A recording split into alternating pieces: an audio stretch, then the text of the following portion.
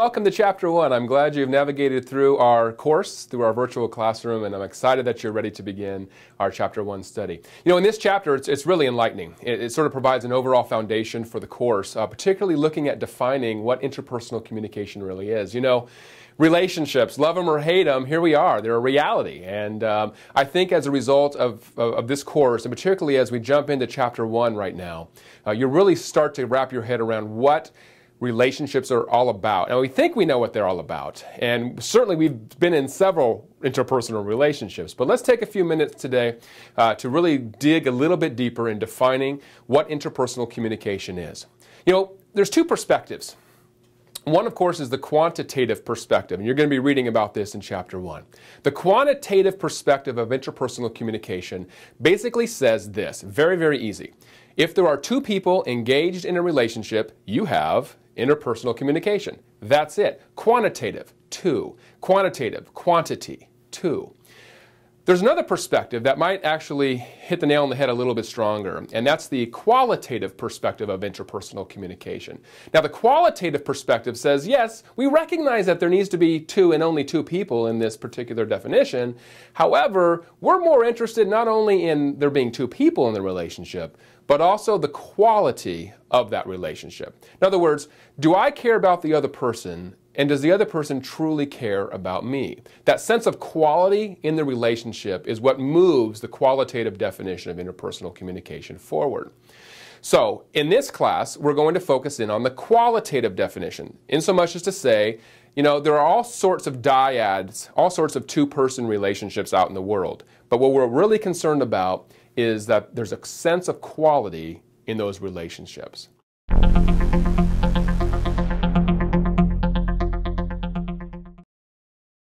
Now, let's compare and contrast what interpersonal communication is as it relates to, say, intrapersonal communication.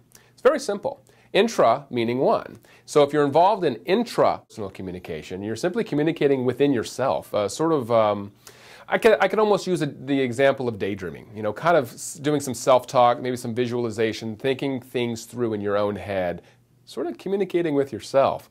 So you can kind of see the contrast between interpersonal communication with two and intrapersonal communication where it's from within.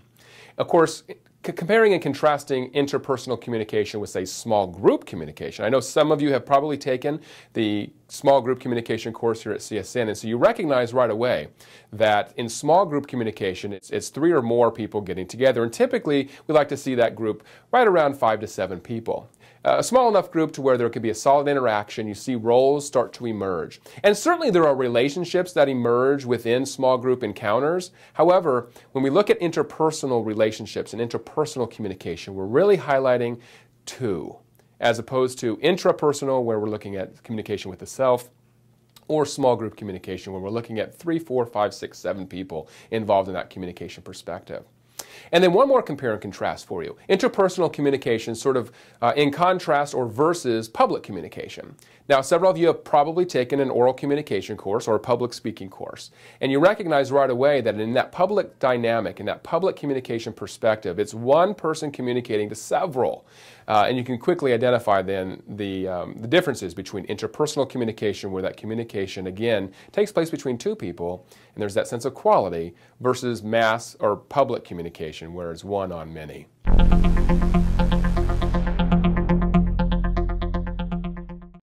So are interpersonal relationships even important? I mean, I know many of you have had them, and several of you probably have them now. In fact, I'd even go so far as to say everybody has some sort of a relationship right now on some sort of level. But are they important? Are they important to the human existence? Are they important to our physical well-being and our mental health? And the answer to that question is absolutely yes. In fact, you'll read a lot in this chapter about how interpersonal communication through interpersonal relationships is such an important aspect of maintaining proper physical health, proper mental health. And it's really fundamental to being a human being. I mean, without relationships, it'd be difficult to even exist.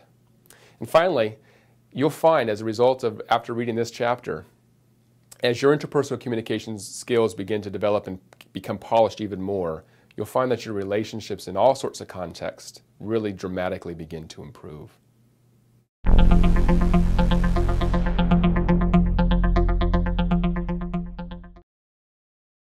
As you dig deep into chapter 1, you're going to find a central theme that is sort of portrayed in this chapter. And that central theme that is illustrated in chapter 1 kind of continues as an interwoven theme throughout the entire textbook. And that theme is being other-oriented. Really trying to put yourself in the shoes of your relational partner through empathy and sympathy and a host of other things. I ask you and really encourage you to think about how you can become other-oriented as you read each and every chapter of this book, particularly as we lay the foundation of these perspectives in chapter 1.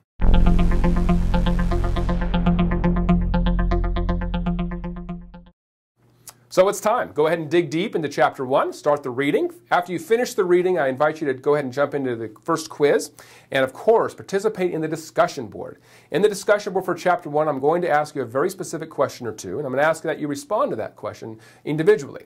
Then, in an effort to create a true discussion in this course, I'm going to ask that you reply to several of your colleagues' perspectives on that particular discussion board. And that sort of theme is going to carry itself out in each of the chapters. They're fun. I think that one of the most beneficial elements of this course is if you become invested in the discussion boards, you'll find that there's a true sense of conversation taking place. So have at it. Good luck with chapter 1.